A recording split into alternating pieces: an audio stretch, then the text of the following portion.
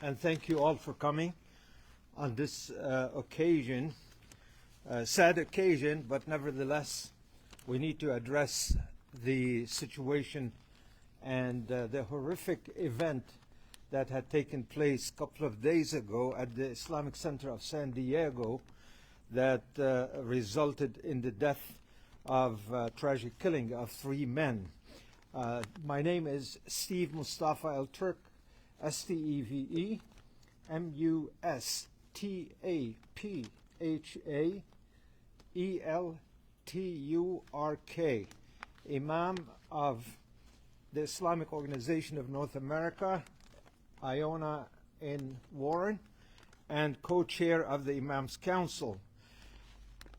When that horrific event occurred on Monday, we immediately, the Imams Council, put out a press release strongly condemning the horrific act of shooting at the Islamic Center in San Diego that resulted in the tragic killing of 3 men.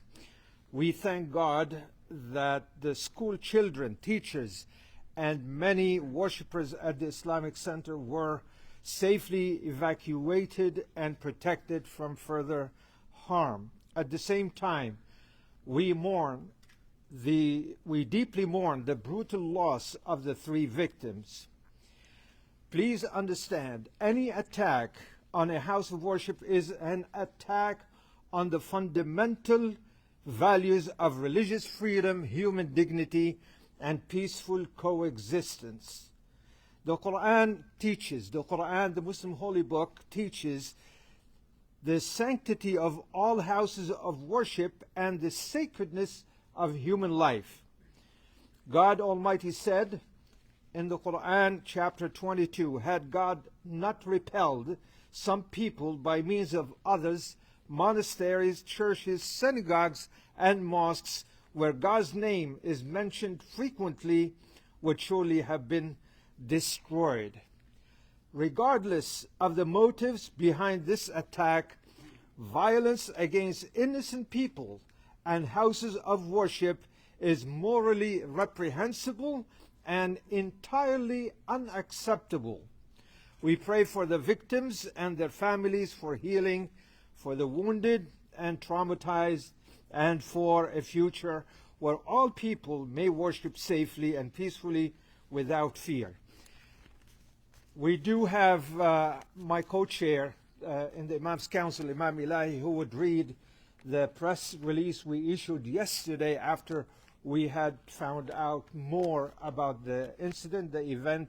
After that, I would call on Imam Sayyid Ali Ja'fari to say a couple of words, and after Imam Ja'fari, I would call on Reverend Stancy from the Interfaith Leadership Council of Metropolitan Detroit, and after that, I would call on Dr. Abdul Sayyid, who is running for Senate, and then we'll open up for questions and answers. Imam Ilahi. Thank you so much, Imam Turk. Salam rahmatullah. Good morning. Bismillah ar-Rahman ar-Rahim. This is Imam Muhammad Ali Ilahi.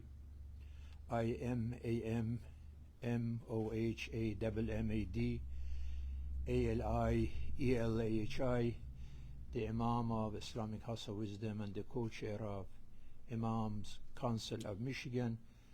Obviously, it's very sad for me to read this statement because our community is mourning, and looks like for us as Muslim community, every day is a mourning day, and every day is a memorial day, and every day is a funeral day, is nationally and internationally.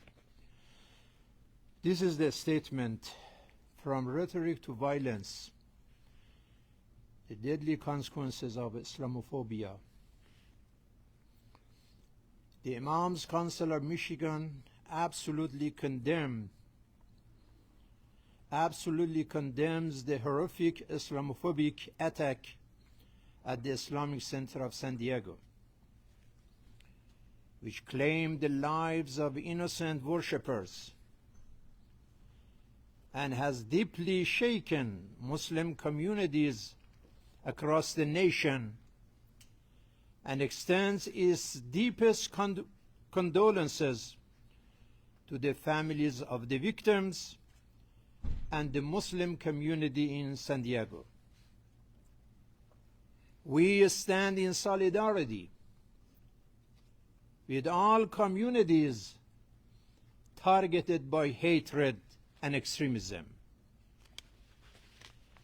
This tragedy comes amid a growing wave of Islamophobic rhetoric that has been weaponized by certain political figures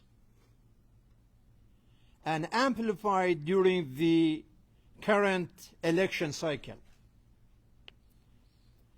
Such rhetoric normalizes hatred, fuels fear, and contributes to an environment in which violence against minorities becomes increasingly likely. Islamophobia must be recognized not merely as isolated prejudice, but as a structural and systematic threat to civil rights, religious freedom, and the safety of vulnerable communities. Hatred and violence against any community, whether Muslims, Jews, Christian, Black Americans, Latinos, immigrants, and others, are unacceptable and must be confronted collectively and absolutely. The Imams Council of Michigan calls for immediate and transparent accountability for public figures who employ exclusionary and inflammatory rhetoric all over the communities. Enhance security protections for mosques and all houses of worship. Stronger partnerships between faith communities, civil rights organizations, educators, and policymakers to combat hate and extremism. A united national response against all forms of racism, anti-Semitism, Islamophobia, and bigotry. The sanctity of human life and the protection of houses of worship are sacred values shared by all faith traditions. You must not allow hatred and fear to divide our society. The Quran teaches, whoever saves a life, it is as though they have saved all humanity. Now, more than ever, communities of faith and conscience must stand united against hatred and violence. Thank you. Indeed, we must all stand against hatred and violence. I would like right now to call on Imam Sayyid Ali Ja'fari from the Imams Council to say a couple of words. Thank you very much. My name is Sayyid Ali Ja'fari, and I'm the director of the House of Remembrance. I want to thank everyone for being here and the opportunity to share a few words. We begin with giving our condolences to those who lost their lives. These three heroes, Mansour, Nadir, Amin. We say, Inna lillah wa inna ilayhi raji'un. This verse of the Holy Quran, which translates to, we are for Allah and we are for God and to Him we will return, is a reminder for all of us that our time on this earth is limited. that our opportunities to do what's right are also limited, that our opportunities to stand up against hatred, violence, injustice are also limited. And so, as these three heroes saved lives in San Diego, they also could potentially save lives elsewhere and save souls elsewhere if we, as the American people, reflect and take away the necessary lessons from this tragedy. And so that's what I want to focus on here for a few moments. Or what are some of the lessons from this tragedy? Where are we as a nation and where are we headed? You know, in the preamble to the U.S. Constitution, it says, "We the people, in order to form a more perfect union, to establish justice, to ensure domestic tranquility." Now, these are two concepts that are quite lofty to aspire to. And it has been part and parcel of the American experiment and the struggle of Americans to hold our leadership and to hold one another accountable for trying to ensure that we establish this justice and that we ensure this domestic tranquility. And at times we have come up short. But this continues to be a goal for all Americans, whatever our color, whatever our background, whatever our race, whatever our religion, to try to aspire to, that we can all agree on, that we would like a nation that is built on justice and that provides tranquility for its citizenry. Unfortunately, we see that today this is something that's lacking. I think you can speak to anyone of any ideology, of any political persuasion, any side of the aisle, any religion, any race, and you ask them, have we lived up to this promise? Have we established a nation where justice is there available for everyone, whether it's racial, whether it's economic, or whether it's ideological? There is a great ideological injustice being done to the American people when they are constantly being pitted against one another. Rather than us working together to ensure that we can establish this justice and ensure this tranquility in our neighborhoods, we are constantly pitted against one another, and this is an injustice in and of itself. This tragedy, brothers and sisters, just like the shooting at a church in South Carolina in 2015, just like attacks on Buddhist temples or Jewish houses of worship, is not in a vacuum. Rather, it has connection and it stems from the shortcomings of three groups of people. Number one, we see the shortcomings and the vile and sometimes criminal rhetoric coming from the political elite in this country, on both sides of the aisle, where people, again, are pitted against one another, where people's nationalities now are sometimes used as derogatory phrases, people being called Palestinians as if it's something to be ashamed of, right? Imagine if we said that about Italians. Oh, he's become Italian now. Oh, he's become Polish now. What would be the response?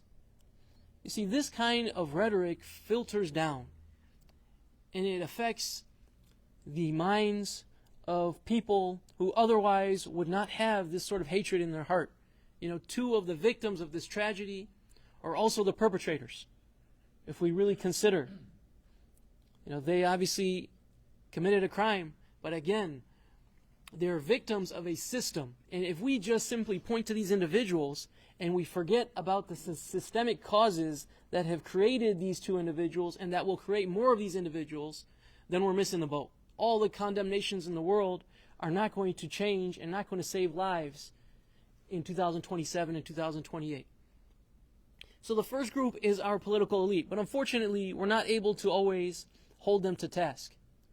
So now we look elsewhere. Who else has a role to play and hasn't always done their part, and that's led to tragedies like what we saw in San Diego? And the second group would be the press.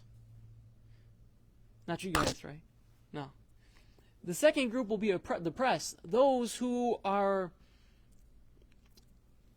taken the proverbial oath to share the truth with the American people.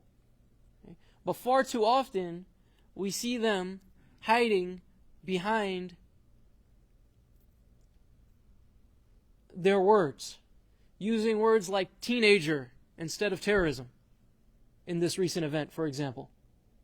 Right? Using words like preemptive strike instead of attack, for example. Right? Each of us as Americans has a role to play in ensuring that tragedies like what happened in San Diego don't happen again, whether it's in this mosque or whether it's in the church across the street or wherever it may be. We each have a role to play. And this takes us to the last and third group who I feel has a role to play in this. It's been part of the problem, but it can also be part of the solution. And that is us as the American citizenry. Condemnation is not going to stop these tragedies. There has to be action alongside that condemnation. Sometimes, because of the fear that we have of the unknown, we easily fall into the lies and propaganda of those first two classes of individuals. And so this is where, as Muslims, as faith leaders here, we have a responsibility to show the American people who we are. That we're your neighbors, that we're your brothers, that we're your teachers, that we're your doctors, that we're your mechanics, whoever we are as Muslims. This is a responsibility on each of us who are standing up here today. Right, but on the flip side, there's a responsibility for those who are not Muslim as well. And that is that we have to understand, and they have to understand, that silence is complicity. That sometimes silence is worse than the violence, because it leads to more violence in the future. And here I leave you with a verse of the Holy Quran, chapter 13, verse 11, where the Almighty God says, إِنَّ اللَّهَ لَا يُغَيِّرُ مَا بِقَوْمٍ حَتَّى يُغَيِّرُوا مَا بِأَنفُسِهِمْ. That God does not change the condition of people unless they change what's in their own selves. And this is something that we as Americans have to adhere to today and give attention today, that if we're not happy with the direction of this country, right, if we're not happy with the direction that we are being led, right, then we have to be that change first and foremost within ourselves by standing up, speaking out, and doing those things that are right. Thank you. Wassalamu alaikum wa rahmatullah. Thank you very much, Imam Sayyid Ali Jafari. I would like to call on Reverend Stancy from the Interfaith Leadership Council of Metropolitan Detroit, please. Good morning. I certainly stand in agreement with everything that Imam al-Jafri has already stated. As people of many faith traditions, we reject this expression of hatred and violence. We remain committed to the principles of mutual respect, freedom of worship, and the peaceful resolution of differences, values for which the Interfaith Leadership Council has long stood for and advocated. The attack on the Islamic Center of San Diego is an assault on the freedom of all Americans to practice their faith in peace and without fear. This attack did not happen here, but we know that repercussions from it land here. Many from our local community have friends and family and dear colleagues who have been directly affected. We extend our concern and compassion to the entire Muslim community in metropolitan Detroit and elsewhere, who we know share in this grief and sense of vulnerability. In moments such as these, people of all faiths and all who believe in the dignity and humanity of others must come together in solidarity and spirit. We know that restoring a sense of safety and peace within our congregations and community will not be easy.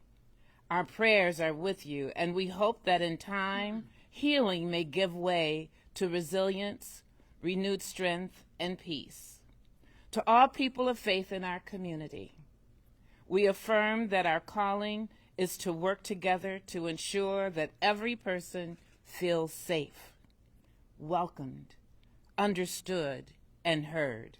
We believe that this feeling, the sense that one truly belongs, is a sacred gift that we must extend to one another if any of us are to fully experience it ourselves. Thank you. Thank you, Reverend Stancy. I'd like to call on Dr. Abdul Sayyid, who is running for U.S. Senate. Dr. Abdul, thank you. I want to thank, first and foremost, the Imams for organizing this, for coming here today. I want to just appreciate that we are in a mosque. This is a sanctuary, a space where people come to experience safety and peace and proximity to their Creator and to one another. And to understand fully what happened in San Diego, you have to appreciate that two young men came specifically to violate that peace, that sanctity, and that sanctuary. And I want folks to appreciate that this is not an isolated incident. As our Imam talked about, this is the latest tragedy in a series of attacks on places of worship in our country, whether it was the violent attack in South Carolina or more recently, closer to home, the attack on Temple Israel. And you have to ask yourself big questions about why people attack places like this. What does it say about society? And I want to move now to just the conversation about the two young men who did this. These were both teenagers, but they were also terrorists. And in what world, in what kind of America are we turning teenagers into terrorists? What kind of public conversation are we having? What kind of ideology are they being soaked in such that that is the outcome of what you see the end being of your life to be? They died by self-inflicted gunshot wounds. These are two young men who should have lived long, productive lives full of joy and hope and optimism, and they chose instead to ruin their lives and ruin the lives of so many other people. And so as we send condolences to the families of the three who were killed by their violence at the mosque in San Diego, we also ought to have condolences for their families, because all of them were a victim of a society in which two young men with their whole lives in front of them decided to die by self-inflicted gunshot wounds after having killed three innocent people who were trying to occupy and engage and come close to their Creator and their community in a mosque in San Diego. I think that is something all of us ought to think about and ought to mourn. Now, as was discussed, words have consequences. Our Imams, they shared verses from the Holy Quran. And there is a reason we communicate in words, because words carry meaning, profound meaning and inspiration. And I want to contrast the verses that you heard from the Imams to what we're hearing out of Congress and certainly out of the White House and the evil rhetoric that has been pushed upon us by a politics of division, by a politics of alienation, by a politics that tells us that the best possible thing we can do is divide amongst each other rather than to reach hands to build together the things that we need and deserve. And you've got, 65 members of a caucus in Congress that has organized itself specifically against Muslims being in this country. And that's an odd thing when I think about the fact that many Muslims in this country were born in this country, and many more came to this country believing in the ideals of this country. We hold these truths to be self-evident, that all men should say people are created equal, government of the people, by the people, for the people. And yet we have a faction in Congress organized specifically against those constitutional ideals. Words have consequences. I don't know exactly what those two young men were exposed to, but certainly whatever it was driven into them, telling them that they ought to hate so much so that they gave themselves the right to commit violence against people because of how they pray. And the question for us is, where do we go from here? There's an opportunity for a politics that recognizes that regardless how you pray, if you pray, that the things that we need and deserve we can only have if we come together to build them. And that whether you are praying in a mosque like this, or in a church, or in a synagogue, or at a gurdwara, or at a Hindu temple, or at a Buddhist temple, or you're not praying at all, that when we come to pray and we hope, we pray and hope for the same things. We want peace for our kids. We want proximity in community. We want good housing and good schools and health care. Those are the things that those folks in San Diego, and I prayed in that mosque in San Diego, pray for. They're the things that folks go to Temple Israel to pray for. They're the things that people went to the church in South Carolina to pray for. They're the things that unite us, and that there's an opportunity to build a politics around actually going and achieving those things for all people. And I hope that this is a moment for us to put an exclamation point on the end of a sentence of violence and hatred, and hopefully start a new sentence where people come together around those things that we can build together. I just want to finish out because, and I think the question that a lot of folks woke up to on Tuesday was one where, when they prepared their kids to go to school, or their grandkids, that they asked, is this a place where those kids will grow up safely? And I know certainly for me, raising two little Muslim girls, that had a real visceral undertone about the safety and the security of them being able to worship freely in these United States. But I also think it's an open question for all parents, because the parents of those two terrorists, teenagers, are victims too. And I think there's an open question we all have to ask ourselves when we raise our kids: is how do I protect you from a world that is teaching you to hate people and telling you that people who are different than you are your enemy, rather than people that you can come together with to build something that is truer to the ideals of this country. And so I think for all of our kids, this is that opportunity for us to reflect and think about where we go from here. To our brothers and sisters of all faiths, or no faith at all, we have the opportunity to ask, where do we go, as the Imam challenged us to ask. And I do hope that it is around reaching down into those least common denominator questions, the things that we can have, that we ought to have in this country, but we can only have together. So I deeply appreciate the opportunity to come and share some thoughts. Grateful to the Imams for their leadership. I'm grateful to you for covering this. But this is an opportunity that we all have to do better. Thank you. Thank you very much. Thank you, Dr. Abdul. I will give the option to Imad, if you would like. He's from the AHRC, American Human Rights Council. They put out a statement, and he's with us today if he would like to say a couple of words. See, my name is Imad Hamad. I am AD, HAMAD. I'm the only one who's non-clergy here besides Dr. Sayed, so my hat is different than what you see here. I don't want to be redundant, but I want to raise an issue that is of great importance, that the notion of safety and security is our common responsibility as people, as government. I think these terror attacks and acts of hate are not something new, unfortunately. It's been a challenge to our nation.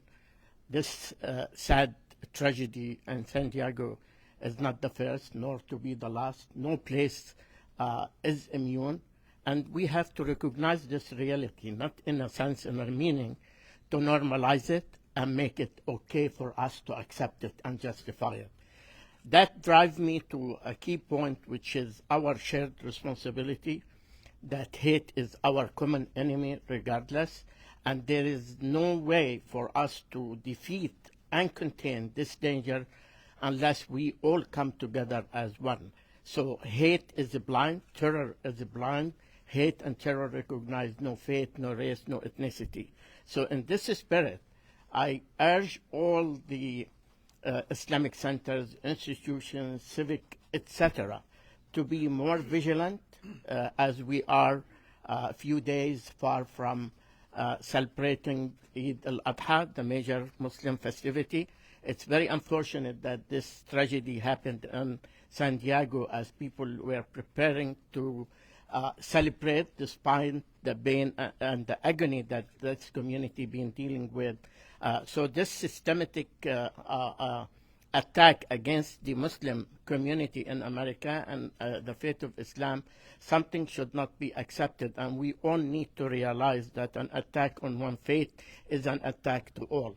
That's why we cannot be selective here, and it's our common responsibility as citizens is to be united and help hopefully defeat it and avoid any further tragedies. So active shooting training is important for all centers, and we encouraged the collaboration between the community and the law enforcement.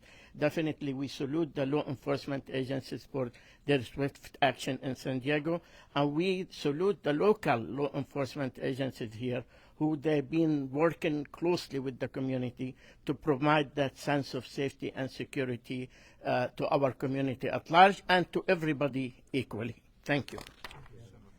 Thank you. Thank you all. And now we open up for the media. If you have any question, go ahead, please proceed.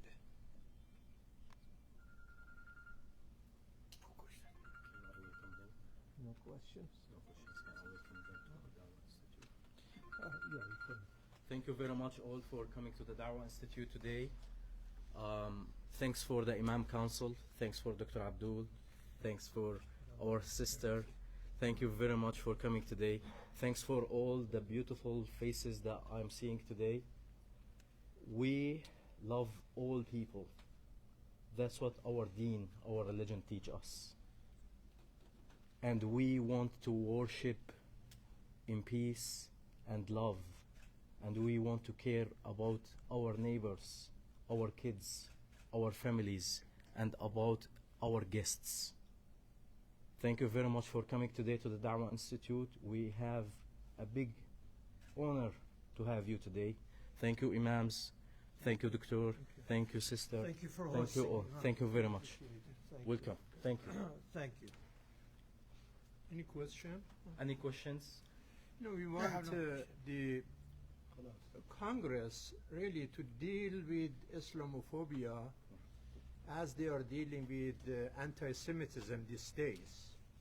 We as Muslim community, we are against, obviously against anti-Semitism, and we need to have the same feeling, because some people, they think that Islamophobia is our constitutional rights. Anti-Semitism is illegal. We have to have this clarification, and we want the media to bring this education to the nation, that the reason that, as Sayed said, 2 teenagers turned to 2 terrorists, it is because of hate speech.